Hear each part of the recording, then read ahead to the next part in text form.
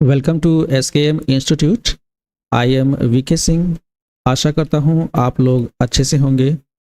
आज के इस सेशन में मैं BHIC 101 के ब्लॉक 3 यानी कि खंड 3 का यूनिट 9 कंप्लीट करूँगा, वैदिक पीरियड सेकेंड। तो बेसिकली इस चैप्टर में हम लोग जो है वैदिक काल का जो लेटर फेज है उसे पढ़ेंगे। इससे पहले वाले यूनिट में हमने जो है प्रारंभिक वैदिक काल के बारे में जाना था कि प्रारंभिक वैदिक काल में जो उस समय का जो समाज था वह कैसा था, वहाँ की अर्थव्यवस्था क्या थी, वहाँ की जो राज व्यवस्था थी वह क्या थी। बेसिकली इस चैप्टर में हम जो है लेटर फेज के बारे में स्टडी करेंगे, तो काफ़ी कुछ आपको जानने को मिलेगा इस सेशन के बाद। शुरू करने से पहले मैं मेंटरशिप बैच के बारे में जानकारी दे दूं कि केवल 999 पे करना है 3 साल तक के लिए आपको, यानी BA first year, second year and third year. आपको सॉल्व्ड गेस्ट पेपर और सॉल्व्ड असाइनमेंट्स दिए जाएंगे। साथ ही आपको चैप्टर वाइज क्लास नोट्स दिए जाएंगे और क्लास नोट्स से पहले आपको जो है रिकॉर्डेड फॉर्म में क्लासेस प्रोवाइड किया जाएगा। साथ ही साथ आपको एक हेल्पलाइन नंबर दिया जाएगा जिससे आप इग्नू से संबंधित किसी भी समस्या के लिए हमें कांटेक्ट कर सकते हैं। इसके साथ आपको एकलव्य IAS फाउंडेशन बैच में फ्री ऑफ कॉस्ट जुड़ने का मौका रहेगा। यह एक मेंटरशिप प्रोग्राम है जो लर्नर्स IAS की तैयारी करना चाहते हैं। हालांकि यह first come first serve basis पर है। टाइम टू टाइम इस बैच के बारे में अनाउंसमेंट करते हैं हम।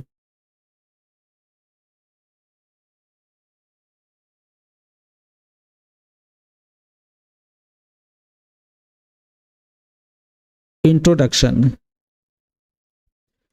तो इस अवधि में कई सारी वैदिक जनजातियां थी जिसे सप्त सिंधव कहा गया।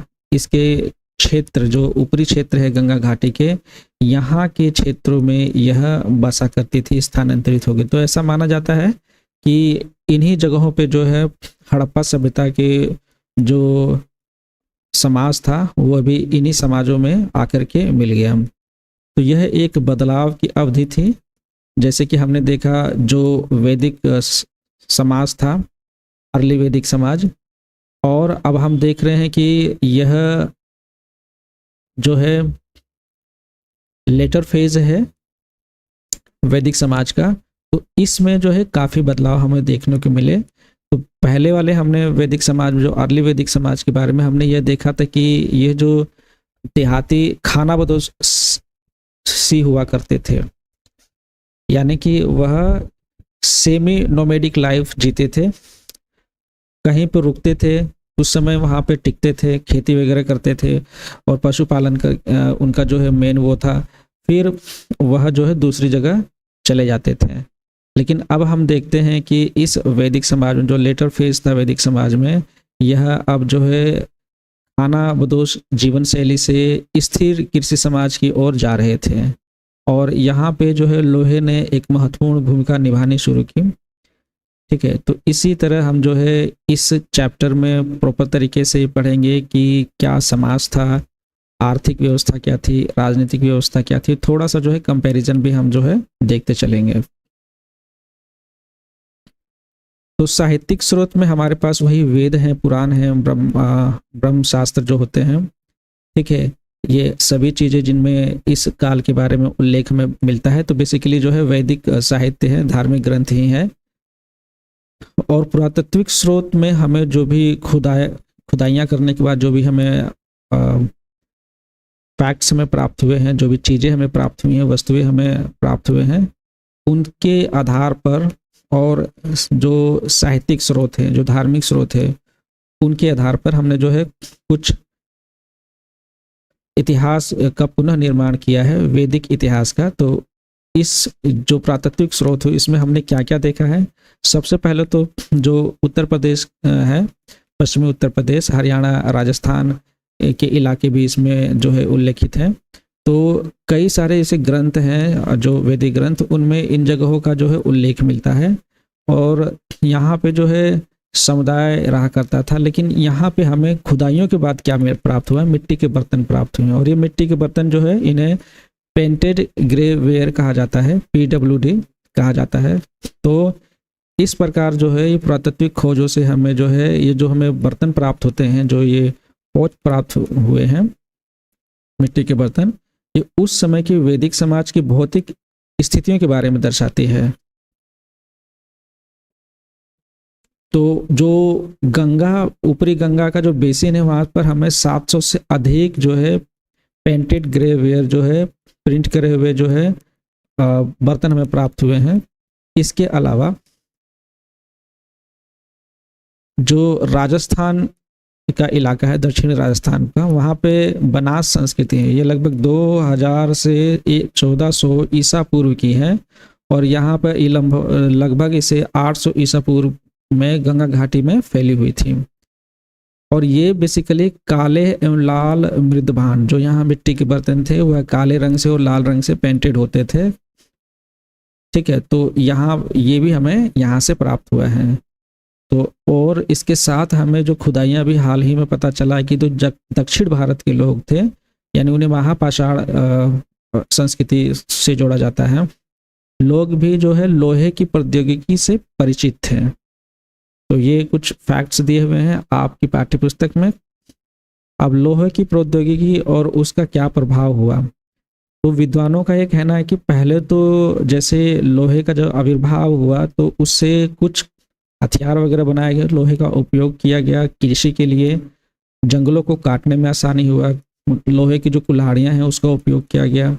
हालांकि जो लोहे के का जो यूज़ हुआ था वो इतने व्यापक तरीके से नहीं हुआ था, लेकिन फिर भी कुछ हुआ था और इससे कुछ एडवांटेज मिला था। तो लोहे की प्रौद्योगिकी के आगमन से उत्तर वैदिक समाज पर गहरा प्रभाव पड़ा। ठीक है, हालांकि अर्ली वैदिक जो समाज जो सोसाइटीज़ हैं उसमें इतना प्रभाव देखने को नहीं मिलता है, लेकिन जो उत्तर वैदिक काल है, जो लेटर फेज था वैदिक काल का, इसमें हमें जो है बड़ा प्रभाव देखने को मिलता है। इसके अलावा जो अर्थव्यवस्था थी यहाँ पर, तो यहाँ पे ऐसा लगता है कि जो है 2 फसलों वाली खेती की जाती थी। ठीक है, जो अभी भी चलन में है, जैसे कि जौ और चावल दोनों उगाते थे। और इसके अलावा जो है राजसूय यज्ञ जो है समाज में देखने को मिलता था कि जो है जो राजा है वह राजसूय यज्ञ करवा रहे हैं, और इसमें कई प्रकार के बलिदानों के उदाहरण मिलते हैं। और जो पांडा जो है जो यज्ञ कराते थे, जिन्हें जो है पुरोहित कहा जाता था, उन्हें कई तरह के उपहार दिया जाता था।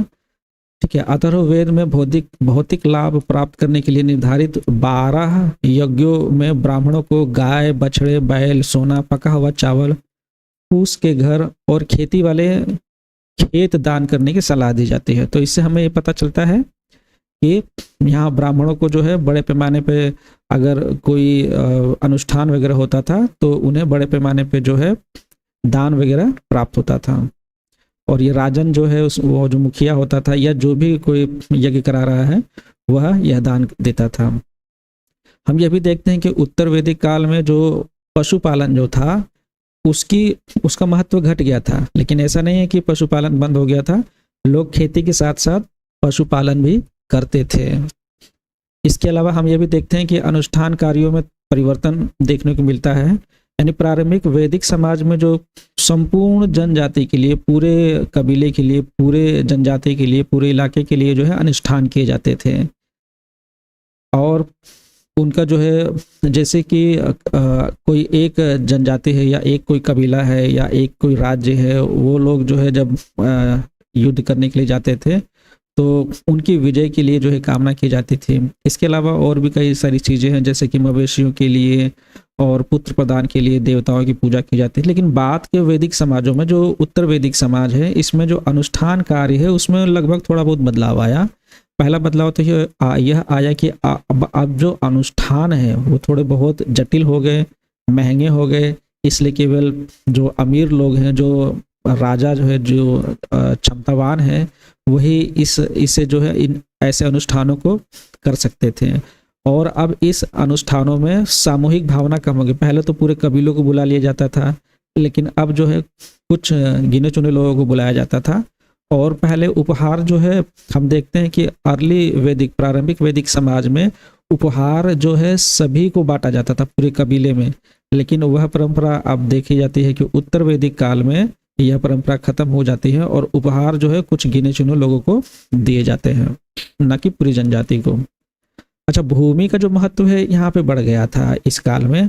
पहले जो है मवेशियों का महत्व था, तो जब राजा जब युद्ध किया करते थे या कबीलों में लड़ाइयाँ होती थी तो सबसे पहला अटैक जो है मवेशियों पे किया जाता था, और मवेशियों को जो है हाक करके ले जाया जाता था। यहाँ पे हाकना मतलब जो है, जो यहाँ पे हाकना का मतलब है कि जो मवेशी है उनको अपने साथ जो है ले जाना, ठीक है। और लेकिन बाद के जो उत्तर वैदिक काल है, लेटर फेज है जो वैदिक काल का, यहाँ पे ये देखा गया कि अब जो है जमीन महत्वपूर्ण स्थान ले चुकी थी, और मवेशी जो है अब उतने मतलब वह उतने महत्वपूर्ण नहीं रह गए थे, क्योंकि सारी अर्थव्यवस्था जो है अब जमीन के इर्द गिर्द घुमा करती थी, ठीक है। अब जमीन जो है बहुत ही इम्पोर्टेंट हो गया था, इसलिए जो भी युद्ध वगैरह होते थे तो उसमें जो है दूसरे की जमीन को जो है लेने की या जीतने की कोशिश की जाती थी। तो ये फैक्ट है। अब हम देखते हैं कि राजनीति और समाज कैसा था उत्तर वैदिक काल का। तो मुख्य रूप से ये जो अर्थव्यवस्था थी यह कृषक अर्थव्यवस्था थी, और बेसिकली मिश्रित कृषि वाली अर्थव्यवस्था थी, यानी पशुपालन भी जारी था, और यह जो है देहाती अर्थव्यवस्था थी, न कि शहरी। बाद में हम देखते हैं कि धीरे धीरे जो है थोड़े बहुत परिवर्तन हुए राजनीति, जैसे कि जब लोहे का जब आगमन हुआ समाज में, तो लोहे के आने से कई प्रकार की जो है चेंजेस हुए समाज में, ठीक है। चाहे वह जो है समाज में कृषि के पैटर्न पे हो, या फिर राजनीति के पैटर्न पे हो, या जो है अर्थव्यवस्था के क्षेत्र में हो। तो हम देखते हैं कि जो सामाजिक संरचना जो थी वैदिक कबीले के अंदर, वह जो है पहले संबंधों पे आधारित थी, और जो प्रारंभिक काल में काफ़ी हद तक जो है समानतावादी थे। लेकिन बाद के वैदिक समाज में यह जो संरचना है, सामाजिक संरचना जटिल हो गई, और अब जो समाज जो बना वह असमान समूह पर बना।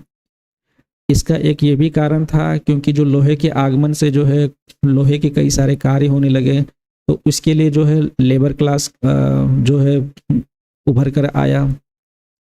फिर युद्ध वगैरह होने लगे, क्योंकि लोहे के आगमन से जो युद्ध जो थे वह बड़े पैमाने पे होने लगे, और जो वेपन्स थे वो बड़े शार्प हो गए, नुकीले हो गए, ठीक है।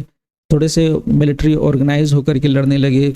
तो अब क्योंकि पहले जो रक्षा करने वाले जो मुखिया होते थे वो मवेशियों की रक्षा करते थे, लेकिन अब जो है पूरे भूभाग यानी कि जो जमीन है, जमीनों की रक्षा की जाती थी। तो यहाँ पर देखा गया है कि एक नया वर्ग उभर कर आया जिसे क्षत्रिय कहा जाता था, यानी रक्षा करने वाला।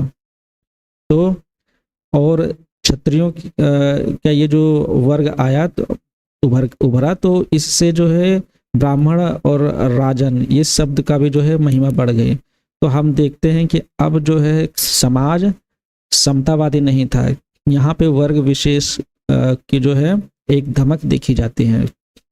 इसमें ये भी देखा गया है, यहाँ पे लिखा हुआ है कि राजन या मुखिया अब केवल मवेशियों की छापामारी में शामिल नहीं होते थे। जो राजा थे पहले तो दूसरे के धन, जो पशुधन होते हैं, मवेशी होते हैं, वो लेकर के आ जाया करते थे, ठीक है। लेकिन अब बाद के टाइम में अब जो है जो युद्ध होते थे वह मवेशियों के लिए नहीं होते थे, बल्कि जो है क्षेत्र रक्षक के रूप में उभरे, और जहाँ पे वो आदिवासी बसे होते थे वहाँ के लोगों को जो है रक्षा किया जाता था। इस वजह से जो है एक वंश उभरा जिसे क्षत्रिय वंश कहा गया।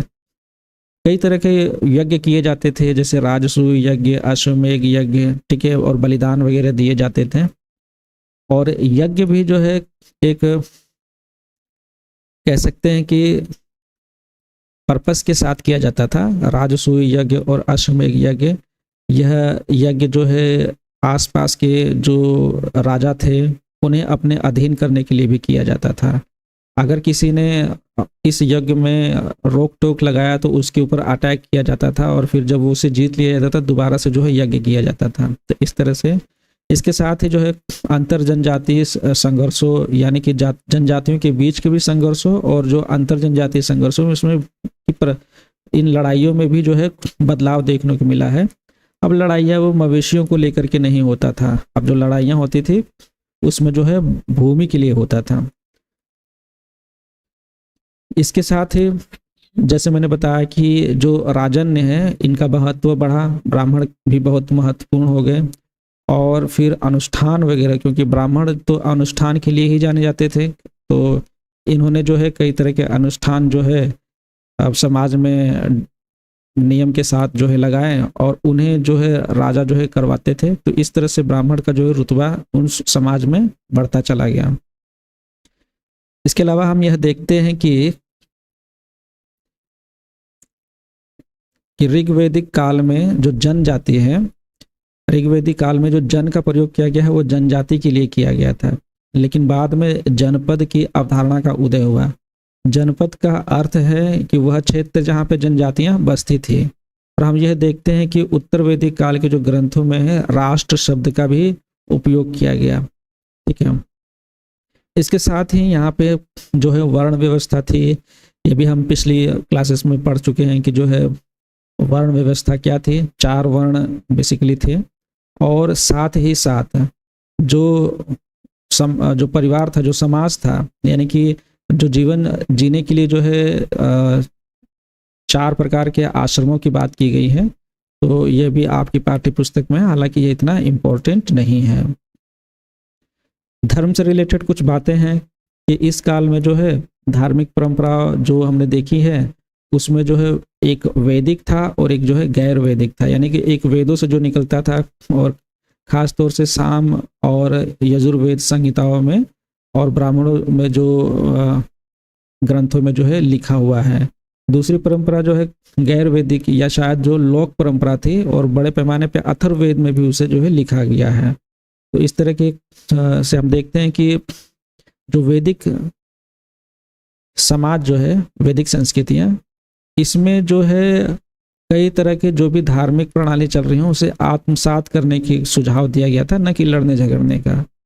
और हम ये भी देखते हैं कि बाद में जो जैसे प्रारंभिक वैदिक काल में इंद्र जो है एक महत्वपूर्ण देवता थे, तो उत्तर वैदिक काल में उनकी जो है उनका महत्व घट जाता है और कई अलग अलग देवता जो हैं उनका मान बढ़ जाता है, जैसे रुद्र हैं। अब इसमें उत्तर वैदिक काल में उनका जो है सम्मान बढ़ जाता है और विष्णु हैं उनका जो है सम्मान बढ़ जाता है। तो इस तरह से हम देखते हैं कि वैदिक धर्म में जो वैदिक समाज है, ये जो उत्तर वैदिक समाज, लेटर फेज जो है वैदिक कल्चर का, उसमें जो है कुछ धार्मिक थिंकिंग में परिवर्तन आता है। जो भी प्रश्न इस चैप्टर के बनते हैं उन्हें मैंने इंक्लूड कर दिया है। इन प्रश्नों में जो है डिटेल से इनके आंसर्स दिए गए हैं। पहला प्रश्न है कि लौह प्रौद्योगिकी का उत्तर वैदिक समाज पर क्या प्रभाव पड़ा। इस टॉपिक को हमने पढ़ा है, इसका आंसर्स जो है आप अच्छे तरीके से लिख सकते हैं। उत्तर वैदिक काल में परिवार क्या था, इसे भी जो है क्लास नोट्स में इंक्लूड किया गया है। और उत्तर वैदिक काल में देवताओं की बदलती प्रकृति क्या दर्शाती है, इसे काफ़ी डिटेल से जो है मैंने क्लास नोट्स के जो क्वेश्चन के आंसर्स में है इंक्लूड किया है। आज के लिए इतना ही, यह सेशन में समाप्त करना चाहूँगा। Thank you very much.